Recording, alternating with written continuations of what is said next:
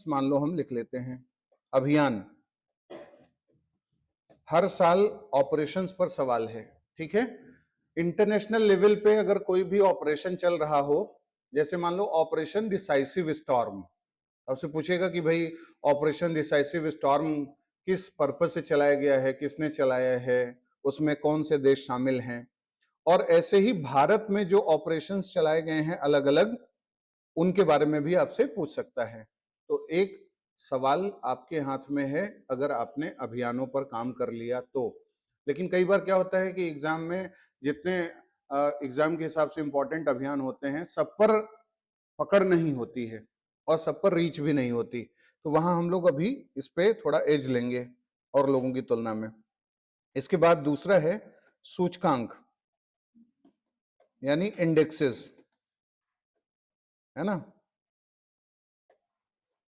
सूचकांक पे हर साल सवाल बनता है, और कोई भी ऐसा साल है कि नहीं है जिसमें सूचकांक स्किप करे। इसका मतलब है आपको कोई कंफ्यूजन नहीं है इसमें कि इंडेक्स पर तैयारी करके एक सवाल आपके हाथ में है। जैसे आप लोग सोचते हो कि भाई 20 सवाल आएगा तो मेरा करंट अफेयर का कितना बन सकता है, अगर 20 में 20 बन सकता है तो इस कैटेगरी के हिसाब से ही बनेगा कि ऑपरेशन का आपका सवाल गलत ना हो, आपका सूचकांक का ना हो। जैसे ग्लोबल इनोवेशन इंडेक्स लॉन्च किया गया, आपसे पूछें कि भाई किसने लॉन्च किया, इंडिया का क्या रैंकिंग है, इंडिया के कितने पॉइंट्स हैं, अंक जो होता है वो भी पूछा जाता है।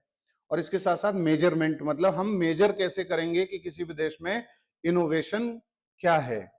अगर भारत को मान लो 65वां रैंक या कोई भी रैंक दिया गया, तो उसके पीछे क्या रिस्पॉन्सिबल फैक्टर्स हैं। इन्वायरमेंट परफॉर्मेंस इंडेक्स लॉन्च कर दिया गया, तो कैसे हम मेजर करेंगे कि किसी देश का इन्वायरमेंटल परफॉर्मेंस कैसा है।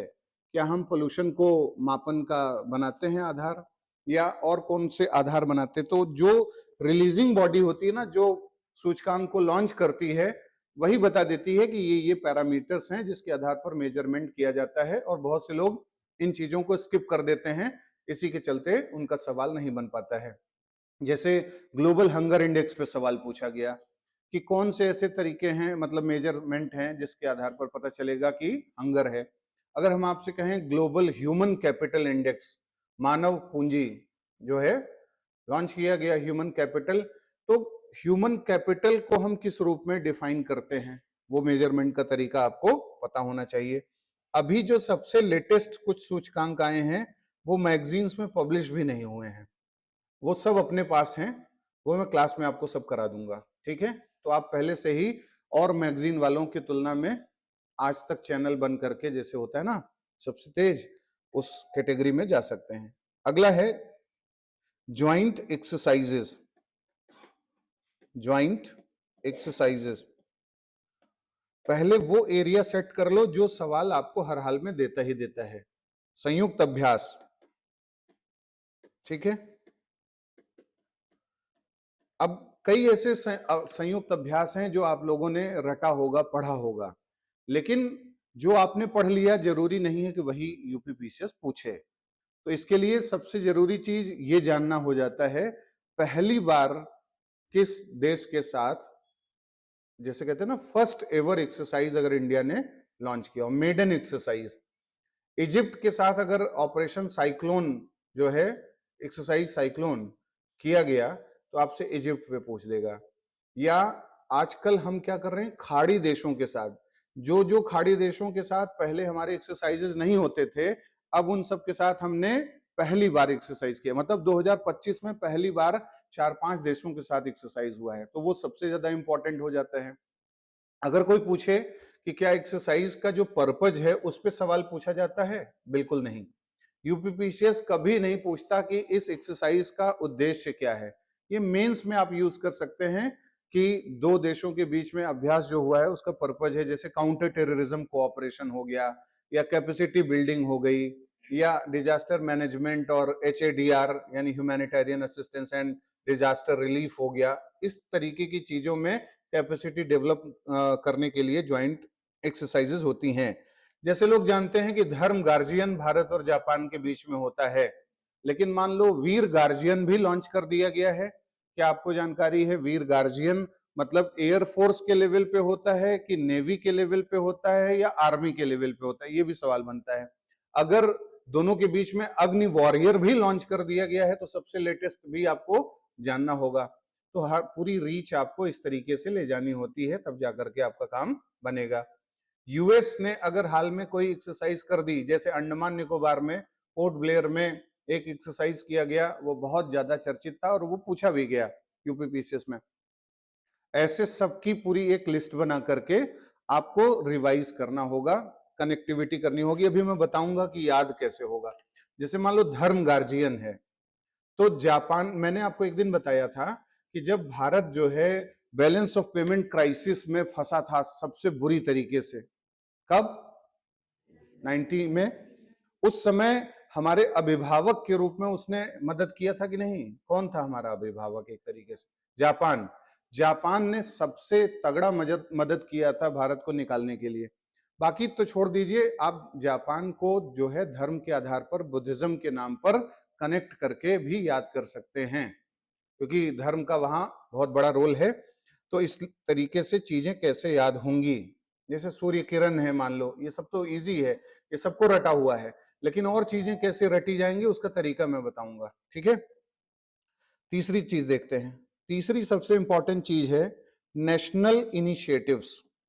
अगर नेशनल लेवल पे कोई इनिशिएटिव लॉन्च किया गया है तो आपसे पूछेगा, जैसे मान लो अगर हम कहें कि national drug demand reduction initiative, Bharat में ड्रग डिमांड को कम करने के लिए कोई इनिशिएटिव लॉन्च कर दिया गया, या फिर इंडिया ने नेशनल एनीमिया फ्री इनिशिएटिव, मतलब भारत में रक्ताल्पता मुक्त जो है व्यवस्था हो, इसके लिए इनिशिएटिव लॉन्च हो गया है।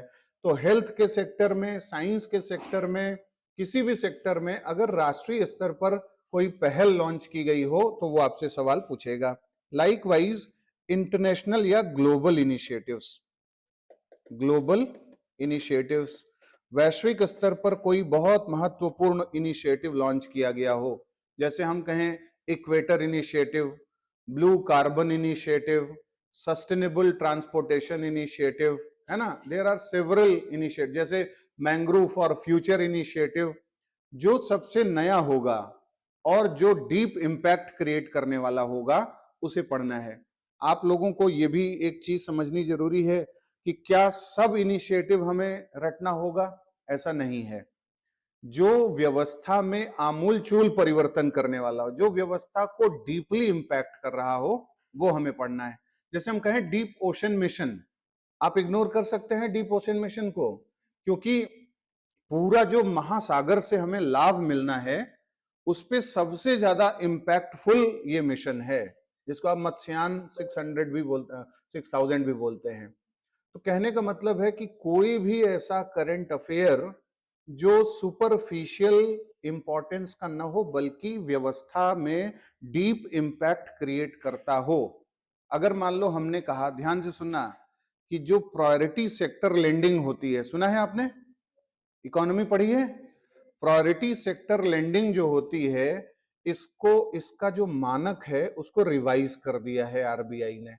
जैसे क्या होता है कि हमारे यहाँ जितने शेड्यूल्ड कमर्शियल बैंक्स होती हैं उनको निर्देश दिया गया है कि वो जितना लोन देते हैं उसमें से प्रायोरिटी सेक्टर कुछ डिसाइड करेंगे, जैसे एग्रीकल्चर को, एजुकेशन को, रिन्यूएबल एनर्जी को। रिन्यूएबल एनर्जी को बैंक पैसा नहीं देता था, लोन नहीं देता था, लेकिन लिली वडेरा कमेटी बनाई गई और उसमें मोदी सरकार ने उनको बोला कि भाई बताओ कि देना चाहिए, तो वो नई चीज आई। तो प्रायोरिटी सेक्टर लेंडिंग एग्जैक्टली क्या है? ये व्यवस्था को डीपली, मतलब हमारे इकोनॉमिक सिस्टम को डीपली इंपैक्ट कर रहा है। तो ये करंट अफेयर आप स्किप नहीं कर सकते। कई ऐसी चीजें होंगी, आज इन्फ्लेशन इतना बढ़ गया, हर दिन इन्फ्लेशन आगे पीछे हो रहा है, वो आपसे नहीं पूछा जाएगा, ठीक है। या मैंने आपसे कहा था कि कुछ ऐसे सनसनीखेज खबरें होंगी जो हर दिन आएंगी कि आज जो है 5 लोग अमेरिका में मार दिए गए। अब ये कोई पूछेगा कि हाल ही में एक पागल आदमी गया अमेरिका के स्कूल में और उसने जो है, मतलब किस देश में 5 व्यक्तियों को ताबड़तोड़ मार दिया गया? नहीं, मतलब समझने के स्तर पर ये बात है, वो तो मैं जान ही रहा हूं कि आप समझ रहे हैं ये बात, है ना। तो ये सारी बातें क्या बता रही हैं? ग्लोबल इनिशिएटिव्स, जितने भी ऐसे global initiatives deep impact create करने वाले होंगे वो आपको पढ़ना होगा। Next, global alliances. कोई भी नया ग्लोबल अलायंस अगर बनता है तो उस पर सवाल डायरेक्टली पूछा जाता है, ठीक है। ग्लोबल रिपोर्ट्स, कोई भी ग्लोबल रिपोर्ट जारी होती है तुरंत पूछा जाता है। इस बार यूपीपीसीएस ने पूछा ग्लोबल वेज रिपोर्ट कौन जारी करता है, इस साल का सवाल था। कौन जारी करता है? आईएलओ। आपसे कोई पूछे वर्ल्ड सोशल प्रोटेक्शन रिपोर्ट कौन जारी करता है? आईएलओ। ये पिछले साल पूछा, मतलब इस साल के पिछले साल यूपीपीसीएस ने पूछा था। आईएलओ को लेकर के उसने 3 बार लगातार बना दिया। इसी साल पूछा गया कि वर्ल्ड इन्वेस्टमेंट रिपोर्ट कौन जारी करता है? अंकटाड जारी करता है। तो आपको कम से कम 15-20 ऐसे रिपोर्ट्स याद होने चाहिए। याद हो सकते हैं? ठीक है, वो बता देंगे कि कौन कौन से अभी न्यूज में हैं। जैसे मान लो आपसे पूछा जाए कि ग्लोबल हैप्पीनेस रिपोर्ट कौन जारी करता है, ठीक है, या ग्लोबल टेररिज्म रिस्क जो रिपोर्ट है, एक रिपोर्ट है ग्लोबल रिस्क रिपोर्ट। दुनिया में जितने रिस्क्स हैं, जोखिम हैं, आर्थिक जोखिम है, एनर्जी रिस्क है, सब उसके बारे में वर्ल्ड इकोनॉमिक फोरम बताता है।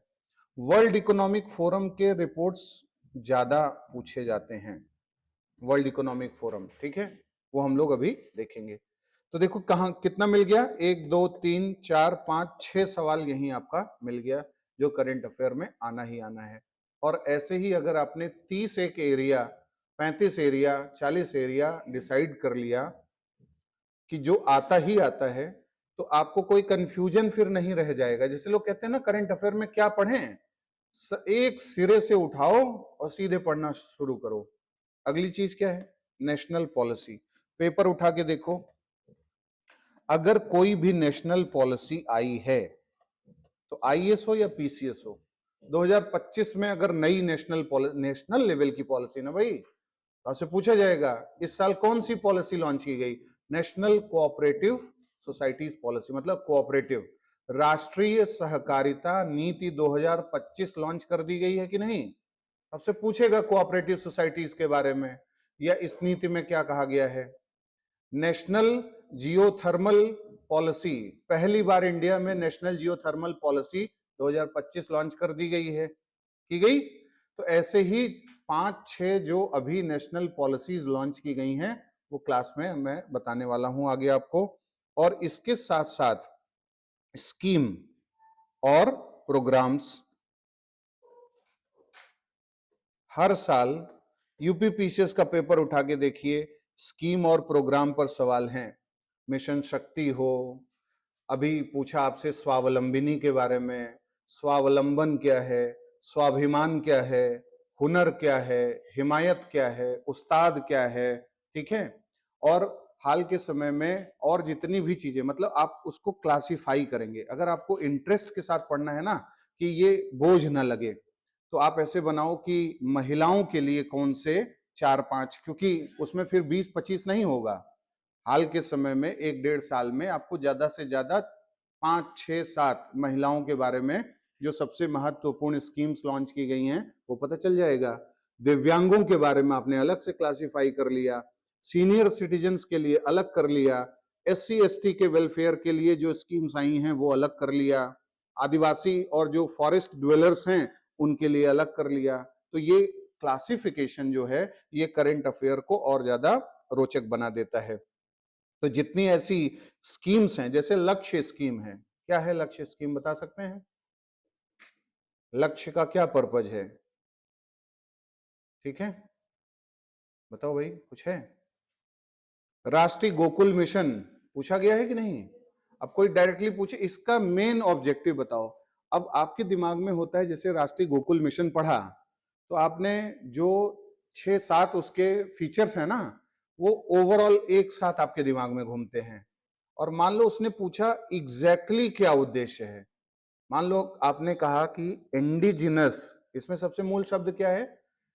इंडिजिनस मतलब देसी, स्वदेशी, स्वदेशी नस्ल की, ठीक है, यानी कि जो ऐसे काऊ ब्रीड्स हैं जिनको हम देशज तरीके से डेवलप कर सकते हैं, ये पर्पज है ना इसका। तो उसमें आप अलग अलग इंस्टीट्यूट्स जो इससे रिलेटेड हैं, जो हरियाणा में, करनाल में, कहां कहां पर स्थित है, वो भी एक सवाल बन सकता है और ये भी बन सकता है।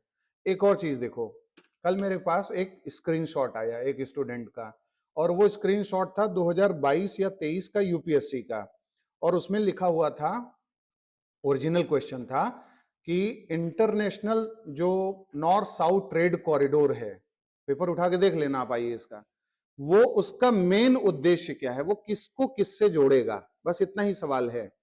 आप में भी पूछेगा, इस साल भी बहुत न्यूज में है, अंतरराष्ट्रीय उत्तर दक्षिण गलियारा। अब उसमें 3-4, इंडिया को मिडिल ईस्ट से जोड़ेगा, इंडिया को सेंट्रल एशिया से जोड़ेगा, इंडिया को यूरोप से होते हुए, मतलब गल्फ से होते हुए पूरा यूरेशिया रीजन से जोड़ेगा, इंडिया को यूरोप के अलग अलग जो ईस्टर्न यूरोप और वेस्टर्न यूरोप है ऐसे करके जोड़ेगा। अब जब आप अगर सही तरीके से पढ़ चुके हो और अभी डिटेल में पढ़ोगे, हालांकि मैंने बता रखा है आपको इसके बारे में, तो आपका ये सवाल सही होगा कि नहीं। अगर आपको ये जानकारी है कि जवाहरलाल नेहरू जो पोर्ट पहले था, उसका नाम अब है न्हावा शेवा पोर्ट, न्हावा शेवा से ये कॉरिडोर चलेगा, आगे बढ़ेगा, आगे बढ़ते बढ़ते पहुंचेगा अफगानिस्तान चाबहार वाला एरिया, चाबहार से आगे जाते हुए बाकू, अजरबैजान भी इसमें शामिल है, बेलारूस भी इसमें शामिल है, करते करते सेंट पीटर्सबर्ग रशिया तक पहुंचेगा। अगर बेलारूस इसमें शामिल है तो इसका मतलब है कि यूरोप शामिल है ना। तो आप जो है पूरा देख सकते हैं कि कैसे इसका ऑब्जेक्टिविटी क्या है, कहां तक ये लेकर के जाएगा। ऐसे ही कभी अगर आपसे पूछ ले कि बीआरआई का ऑब्जेक्टिव क्या है, और ऐसा पूछा भी गया है, तो आप नॉर्मली नहीं बता पाएंगे कि पूरा कौन कौन से जोन को वो कनेक्ट करता है, कहां कहां उसे प्रोजेक्ट चलाना है। क्या उसमें लैटिन अमेरिका शामिल है, क्या कैरेबिया शामिल है, कैरेबियन रीजन, ये सब बहुत प्रिसीजन के साथ पढ़ना होता है, तब सवाल बन पाता है। तो हम लोग नेशनल पॉलिसी में स्कीम्स और प्रोग्राम्स जितने हैं अपडेटेड, वो सब देख लेते हैं। इसके बाद अगला जो सवाल बनेगा वो है, एक है नेशन में जो भी स्टेट फर्स्ट, इसको आप नाम दीजिएगा स्टेट फर्स्ट, पहला राज्य जिसने कुछ किया है ना। जैसे मान लो आपसे पूछा जाए, पहला राज्य हाल ही में जिसने ड्रोन का इस्तेमाल मेडिकल असिस्टेंस देने में शुरू किया है, पहला राज्य जिसने सॉयल हेल्थ के लिए आर्टिफिशियल इंटेलिजेंस का इस्तेमाल किया है, पहला राज्य जहां रिलीजियस कन्वर्जन को जो है ऐसे कानून बना दिया गया उसके अगेंस्ट में, तो पहला कौन कौन से ऐसे, जैसे आपने एक दिन पढ़ा नहीं था कि Kerala has become the first state जहां पर सीनियर सिटीजन कमीशन बन रहा है, इसी तरीके से सबका हम लोग एकदम यहां पर पूरा चिट्ठा लिख देंगे। पंजाब, हरियाणा या जितने भी ऐसे स्टेट्स हैं, इन सब ने पहली बार इंडिया में कौन सी चीजें लॉन्च करी हैं, क्लियर। इनके स्कीम्स के बारे में भी पूछा जाता है। मान लो पंजाब में कोई बड़ी योजना लाई गई, मैंने देखा यूपी पीसीएस में और आरओ के पेपर्स में, आप लोग सोचते होंगे कि भाई यूपी का हम स्कीम पढ़ें, लेकिन आपसे कर्नाटका का पूछे, आपसे पूछेगा मिशन काकतीय कहाँ का है, ठीक है। तो ये सब चीजें आप ध्यान में रखेंगे। और एक और पढ़ेंगे आप, वर्ल्ड्स फर्स्ट, दुनिया का पहला देश जिसने कुछ लॉन्च किया है। अगर उसने कुछ लॉन्च किया है या उसने कुछ इनिशिएट किया है, ठीक, या फिर उसने कुछ बैन किया है, आप अक्सर देखेंगे यूपी पीसीएस में, अगर किसी देश ने पहली बार दुनिया में कुछ बैन किया है तो पूछता है यूपी पीसीएस को, ठीक है। जैसे अभी उरुग्वे के बारे में क्या जानकारी आई, Uruguay is the first Latin American country जिसने यूथनेशिया को मान्यता दे दी है। तो आपसे पूछेगा, आप यूपी पीसीएस के पेपर में देखेंगे कि एशिया का पहला देश कौन सा बन गया जिसने सेम सेक्स मैरिजेस को अप्रूवल दे दिया, ट्रांसजेंडर मैरिजेस को अप्रूवल दे दिया। ऐसे सवाल बहुत बनते हैं, उसको हम एक पूरी लिस्ट बनाएंगे, काम कर लेंगे, ठीक है। आगे देखते हैं, अगर कोई भी चीज का नेशनल लेवल पर इनॉग्रेशन हुआ है, जैसे मान लो म्यूजियम है, इंडिया का पहला मरीन म्यूजियम, इंडिया का पहला हेरिटेज म्यूजियम, इंडिया का पहला स्पोर्ट्स म्यूजियम, इंडिया का पहला अंडर वाटर म्यूजियम। इस तरीके से अलग अलग म्यूजियम्स जो बनाए गए हैं, आप देखेंगे पेपर में आपको जरूर मिलेगा। तो ये भी रीचेबल नहीं है, इस क्लास के लिए रीचेबल रहेगा सब, ठीक है। म्यूजियम के साथ साथ आप देखिए कि अगर कोई भी नेशनल लेवल पे सेंटर या ऑर्गेनाइजेशन बने, जैसे मान लो राष्ट्रीय हल्दी बोर्ड बन गया, पहली बार मोदी ने बना दिया, या 5 नए एम्स बनाने की बात कर दी, तो आपको पता होना चाहिए कि कौन से स्टेट्स में, 5 स्टेट्स में एम्स बनने जा रहा है। उसमें एक ऑप्शन दे देगा, एक ऐसा स्टेट उसमें शामिल कर देगा जहां एम्स नहीं बनेगा, बाकी 4 ऑप्शन वैसे ही रहेंगे, 3 ऑप्शन वैसे ही रहेंगे। तो नेशनल सेंटर या ऑर्गेनाइजेशन जितने बने हैं, ये सब अपने पास चीजें मौजूद हैं। आगे देखते हैं कितने हो गए भाई। मुझे लगता है कि 15 के आसपास आपके सवाल हो गए, और ये सब फिक्स्ड सवाल हैं। इसके बाद हम लोग देखते हैं कि अवार्ड आएंगे भी लास्ट में, वो मिसलेनियस में आएगा ना, पहले मेन जो कोर एरियाज हैं उस पे काम करें। अगला है एग्रीकल्चर। एग्रीकल्चर रिलेटेड अपडेट्स आपके पास क्या हैं? हर साल एग्रीकल्चर पर सवाल आता है, हॉर्टिकल्चर पर आता है, ठीक है, फूड कॉरपोरेशन ऑफ इंडिया पर आता है, एमएसपी पे आता है। आप देख लो कितने एमएसपी पे सवाल हैं। एमएसपी में मूल्य बढ़ा दिया गया, कौन सी फसल के लिए कितना मूल्य रखा गया है, कितनी बार सवाल पूछा यूपीपीसीएस ने, ठीक है। और फूड फोर्टिफिकेशन क्या है, फूड अडल्ट्रेशन क्या है, एफएसएसआई का जो स्टैंडर्ड है उससे रिलेटेड जो लेजिस्लेशन है, उन सब पे ओवरऑल फूड सिक्योरिटी और फूड जो स्टैंडर्ड्स हैं इंक्लूडिंग एग्रीकल्चर, यहां से 1, 2 या 3 सवाल सेट हैं, ठीक है। जैसे अभी एक सवाल है कि पूरी दुनिया में पर हेक्टेयर लैंड पर सबसे ज्यादा बनाना प्रोडक्शन में कौन सा स्टेट, इंडिया का कौन सा स्टेट हो गया है? उसका नाम है गुजरात। पर हेक्टेयर लैंड पर बनाना प्रोडक्शन में सबसे ज्यादा अहम स्थान हो गया है गुजरात। लेटेस्ट है ये सब डेटा, ये सब आपको पढ़ना पड़ेगा। कई ऐसे स्टेट्स हैं जिन्होंने अभी पिछले 2 साल में दूसरे स्टेट्स को रिप्लेस कर दिया। अभी आपको जानकर हो सकता है आपने रटा हो कि ये सबसे बड़ा प्रोड्यूसर है, लेकिन उसका अपडेट आ चुका है, पहले रैंक पे कोई और आ चुका है। ऐसे ही ग्लोबल लेवल पर भी है, और उसमें ग्लोबल में जो सबसे इंपॉर्टेंट चीजें हैं वहां पर हमें लेना। अब ऐसे तो लिथियम, दुनिया भर की चीजें, कोबाल्ट है, निकल है, गोल्ड है, बॉक्साइट है, कितना आप पढ़ेंगे? ये सब चीजें देखना पड़ेगा कि हमारा लिमिटेशन क्या होगा, तो हम लिमिट करके बताएंगे आपको इन सब मुद्दों पर। इसके बाद देखिए और कौन सी चीजें आपसे पूछी जाएंगी।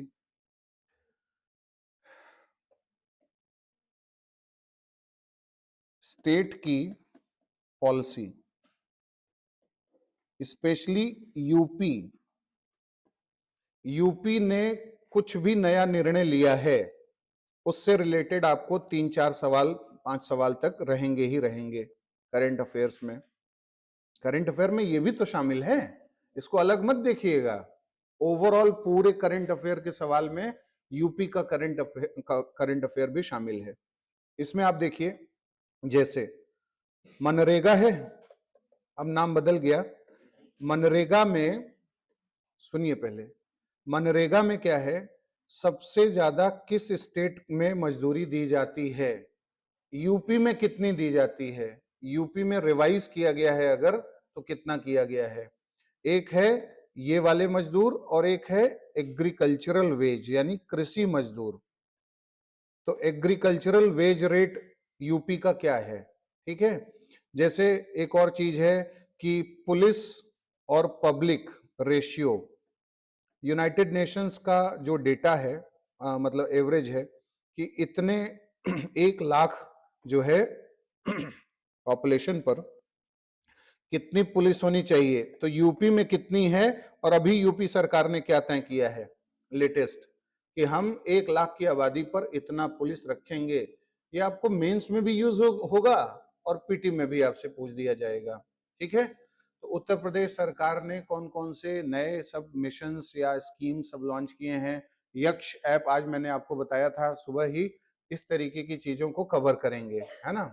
पहला wild life university Uttar Pradesh का कहाँ बनने जा रहा है, वल्चर के लिए पहली जो है कंजर्वेशन सेंटर कहाँ बन रहा है, कौन से वेटलैंड्स जो हैं उत्तर प्रदेश के उनको डिक्लेयर किया गया है इंटरनेशनल इंपॉर्टेंस ऑफ वेटलैंड, ठीक है। ये जो बखीरा वखीरा सब पूछा जाता है, इन सब के बारे में फिक्स्ड है। आप देखो, आपसे पूछता है कौन सा वाइल्ड लाइफ सेंचुरी सबसे पुराना है यूपी का, है ना।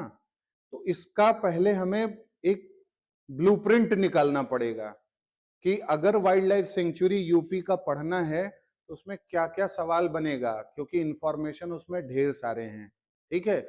इतने क्षेत्र में फैला है, इतना वेजिटेशन है, यहाँ पे ये पाया जाता है, ये पाया जाता है, ये दुधवा में ग्रेट वो बस्टर्ड पक्षी पाया जाता है, ये सब इंफॉर्मेशन में फिर आप थोड़ा सा थक जाएंगे, इसलिए अभी इसको सिस्टम से बताएंगे। कितना हो गया, 20 के आसपास हो गया होगा, है ना। नेक्स्ट, और क्या पूछा जाता है, रुको भाई, इंटरनेशनल ऑर्गेनाइजेशन बताओ। आईएएस और पीसीएस के एग्जाम में हर साल एक या दो इंटरनेशनल ऑर्गेनाइजेशन पर सवाल रहता है कि नहीं, चाहे वो डब्ल्यूटीओ हो। क्या आपको पता है डब्ल्यूटीओ का लेटेस्ट मेंबर कौन बना है?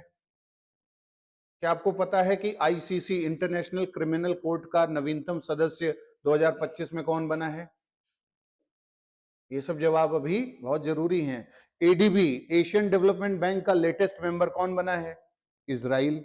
आईएमएफ का लेटेस्ट मेंबर कौन बना है? लिचनस्टीन। आसियान का लेटेस्ट मेंबर कौन बना है? ईस्ट तिमोर, है ना, Timor Leste, sorry Timor Leste हो गया। और यूरोजोन का सबसे लेटेस्ट मेंबर कौन बना है? यूरो करेंसी अपनाने वाला नवीनतम देश कौन सा है? शेंजन एग्रीमेंट को एक्सेप्ट करने वाला नवीनतम देश कौन सा है?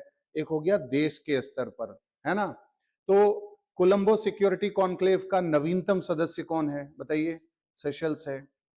फिर इसके बाद इंडियन ओशन रिम एसोसिएशन का 12वां जो डायलॉग पार्टनर बना है, कौन बना है?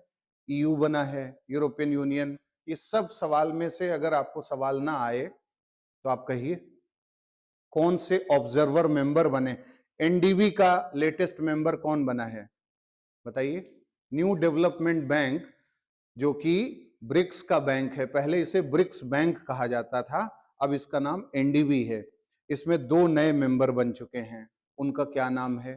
ठीक है। एआईआईबी सुना है, एशियन इंफ्रास्ट्रक्चर इन्वेस्टमेंट बैंक, इसका नवीनतम सदस्य कौन बना है? फिपिक न्यूज में क्यों है? पैसिफिक आइलैंड का मेंबर कौन बना है? V20 वल्नरेबल 20 में कौन बना है? पूरा जब 20-25 ऑर्गेनाइजेशन में हम आपको बताएंगे कि ये नवीनतम सदस्य बना है, एक सवाल आपकी मुट्ठी में, ठीक है। आगे बढ़िए। इसके बाद आपसे पूछेगा रीजनल, ये तो इंटरनेशनल ऑर्गेनाइजेशन हो गया, आपसे पूछेगा रीजनल ऑर्गेनाइजेशन के बारे में, ठीक है, क्षेत्रीय संगठन। और क्षेत्रीय संगठन में कुछ बहुत ही प्रोमिनेंट रीजनल ऑर्गेनाइजेशंस हैं, जैसे बिम्स्टेक सदाबहार है। बिम्स्टेक इस साल अभी यूपी पीसीएस में भी पूछा गया और उसमें भी पूछा गया, उत्तराखंड में भी। हाँ, उत्तराखंड का जो इस साल का एग्जाम था उसमें भी सवाल बिम्स्टेक पर पूछा गया। आपसे एससीओ का पूछेगा, एससीओ किस कारण से न्यूज में है, ये सब आपको पढ़ना पड़ेगा। एससीओ का नया कल्चरल कैपिटल किसे घोषित किया? वाराणसी पुरानी बात हो गई कि बनारस जो है एससीओ का कल्चरल कैपिटल था, अब वर्तमान में क्या? वो आपसे पूछेगा एपेक्स डिसीजन मेकिंग बॉडी कौन सी है एससीओ की। यूपीएससी में सवाल पूछा गया डब्ल्यूटीओ की शीर्ष निर्णय निर्माण इकाई क्या है? जवाब है मिनिस्टीरियल कॉन्फ्रेंस, ठीक है। इसी तरीके से Indian Ocean Rim Association, Indian Ocean Naval Symposium, ये सब जितने हैं इन सब का भी ऐसे ही पूछा जाएगा, ठीक है। बात समझ में आ रही है? थकान हो रही है? थकान नहीं होनी चाहिए, है ना, शाम तक ऐसे पढ़ते चलो। क्यों होगी? तो जितने भी ऐसे पहलू हैं उन पहलू को हम यहां पर शामिल करेंगे। G20 न्यूज में है, बताओ, आपसे पूछेगा जोहान्सबर्ग डिक्लेरेशन हाल ही में लॉन्च किया गया, किससे संबंधित है? कुआलालंपुर डिक्लेरेशन लॉन्च किया गया। बताओ भाई, तुम थोड़ा मेंस में भी जा रहे हो तो पढ़ा होगा। कुआलालंपुर डिक्लेरेशन किससे संबंधित है? न्यूयॉर्क डिक्लेरेशन, बताओ। ये सब एकदम आने वाले सवाल हैं। न्यूयॉर्क डिक्लेरेशन 2 आधारों पर जो है लॉन्च किया गया है, उसमें से कोई तो बताइए आप। कोलंबो डिक्लेरेशन लॉन्च किया गया है। क्या है कोलंबो डिक्लेरेशन? तो करंट अफेयर किस चीज का, क्या लोग पढ़ते हैं? करंट अफेयर में क्यों नहीं हो पाता? 4 से 5 दिन में पूरे साल भर का करंट अफेयर मैं आपको पढ़ा दूंगा, अगर 3-3 घंटे की क्लास हो तो। लेकिन अभी उतना नहीं जाऊंगा, ऐसे नहीं सबको जो है वो भारत इतना मानवतावादी देश नहीं बनना चाहिए, है ना। डिप्लोमेसी भी करनी चाहिए ना, तो उसका जो है आपको समझना होगा सारी चीजें। आगे बढ़ते हैं। तो हम लोग किस पे थे? रीजनल ऑर्गेनाइजेशन पे। रीजनल ऑर्गेनाइजेशन में और क्या क्या चीजें पूछी जा सकती हैं, ध्यान से सुनिए। और यूपी पीसीएस में क्या क्या पूछा जा चुका है रीजनल ऑर्गेनाइजेशन पे। सार्क का मुख्यालय पूछा है कि नहीं? बिम्स्टेक का मुख्यालय पूछा है कि नहीं? जितने भी ऐसे रीजनल ऑर्गेनाइजेशन है सबके मुख्यालय पूछे हैं। सब में नया ऑब्जर्वर मेंबर और सब में नया डायलॉग पार्टनर पर भी सवाल बना है। आसियान का नवीनतम या एससीओ का नवीनतम ऑब्जर्वर मेंबर कौन बना है, ये भी अभी सवाल आ चुका है। ये भी हम डिस्कस कर लेंगे। क्लियर है यहां तक? आगे बढ़ते हैं। अगला जो विषय आप पढ़ेंगे करंट अफेयर में वो है जीआई टैग। जीआई टैग एक सदाबहार टॉपिक है, लेकिन आप इसको खाली जीआई टैग तक ही सीमित मत करिए। आप इसके लिए नाम दीजिए आईपीआर, इंटेलेक्चुअल प्रॉपर्टी राइट। तो आप लोग एक सिनॉप्सिस तैयार करेंगे कि बौद्धिक संपदा के बारे में हमें क्या क्या पढ़ना है, क्योंकि ये एवरग्रीन टॉपिक है, ठीक। और इसमें आप ये देखेंगे कि कैसे जीआई टैग के साथ साथ ये क्या है आपका ट्रेडमार्क हो गया, ट्रेड सीक्रेट्स हो गए, पेटेंट हो गया, कॉपीराइट हो गया, इंडस्ट्रियल डिजाइन हो गया, ठीक है, यही सब है ना। अब देखो ध्यान से, अगर कोई भी जीआई टैग न्यूज में आया कि इस मिर्ची को जीआई टैग मिल गया, तो लोग रट लेते हैं उसको। जरूरी नहीं है कि यूपी पीसीएस आपसे वो मिर्ची के बारे में ही पूछेगा, वो जीआई लेजिस्लेशन पे जाएगा कि क्या आपको ये बात पता है। और यही करंट अफेयर पढ़ाने का मकसद भी होता है। या सवाल बनाए जाते हैं करंट अफेयर क्यों रखा गया है, पहले ये सोचो आपके सिलेबस में। आपको अवेयर बनाने के लिए, आपको सब पता है, अच्छा जीआई टैग होता है, ऐसे जो है फूड अडल्ट्रेशन होता है, ये नियम कायदे कानून हैं, इस तरीके की चीजें हो रही हैं।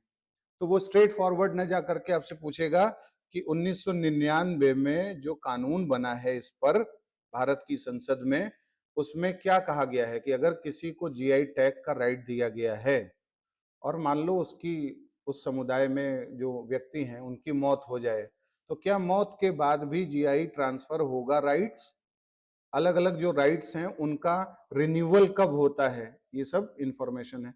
Copyright act, patent act, UP PCS ने सवाल पूछा है कि भारत का जो पेटेंट एक्ट था वो किस साल अधिनियमित हुआ, ठीक है, इतना भी लोग नहीं जानते हैं, तैयारी करके नहीं जाते। स्वीडन दुनिया का पहला देश बन गया है जिसने अपने ही नाम का ट्रेडमार्क करवा लिया है। आपसे पूछेगा दुनिया का पहला देश कौन सा है जिसने ऐसा किया है। और अभी एक सबसे बड़ी खबर ये है कि ये जो टायर होते हैं ना, टायर टायर में जो सेंट है, सेंटेड टायर, इसको पहली बार ट्रेडमार्क दे दिया गया है। यानी आपसे सवाल ये भी पूछता है कि अगर कौन कौन सी चीजों को हम ट्रेडमार्क में शामिल करते हैं, कौन कौन सी चीजों को जीआई टैग दिया जाता है। जैसे कोई कहे क्या विस्की को दिया जा सकता है, क्या दिया जा सकता है, और अलग अलग प्रकार की सब चीजें हैं। तो उसमें आपसे एक नया ये कैटेगरी अभी जुड़ गई है कि सेंटेड जो टायर्स हैं उसका ट्रेडमार्क पहली बार ये करवाया जा रहा है, और भारत में ये काम हुआ है, इसलिए ये न्यूज में था। तो हम आईपीआर पढ़ेंगे और पूरा ये सब देखते हुए वाइपो देखेंगे और वाइपो के कुछ 3-4 कन्वेंशंस देखेंगे जो दुनिया में इंटेलेक्चुअल प्रॉपर्टी राइट्स को प्रोटेक्ट करते हैं, और फाइनली इससे रिलेटेड एक इंडेक्स देखेंगे, वर्ल्ड इंटेलेक्चुअल प्रॉपर्टी इंडेक्स, और उसमें इंडिया की स्थिति, और फिर देख लेंगे कि राष्ट्रीय बौद्धिक संपदा नीति 2016 में क्या कहा गया है बौद्धिक संपदा के संरक्षण के लिए। क्लियर है? ये सब 1-2 दिन का काम नहीं है। जो लोग भयभीत हो रहे होंगे इन सब इंफॉर्मेशन से, उन्हें ये याद रखना है कि ये पूरा प्रोसेस आप 1.5 साल तक कम से कम चलाएंगे, क्योंकि कुछ लोगों को इसमें 27 में देना है, जिनको 26 में देना है थोड़ा उन्हें तेज बैटिंग करनी है, जिन्हें 27 में देना है उनके पास तो मतलब बहुत ही अच्छा समय है। अब से अगर आप काम करोगे तो आपका कल्याण हो जाएगा। ठीक है, आगे बढ़ें। आवाज आनी चाहिए क्लास में, नहीं तो सब कुछ सर्विसेज रोक दूंगा मैं, ध्यान रखना इस बात का। निर्जला व्रत करता हूं मैं आप लोगों के लिए है ना, बिना खाए पिए बताए जा रहे हैं, बताए जा रहे हैं। इसको अदरवाइज मत लेना। पता चला कुछ लोग कह देंगे कि कोचिंग वाले खिलाते पिलाते नहीं है। कोचिंग वाले बहुत खिलाते पिलाते हैं, कुछ ज्यादा ही। ठीक है, तो हाँ, कहाँ था मैं भाई?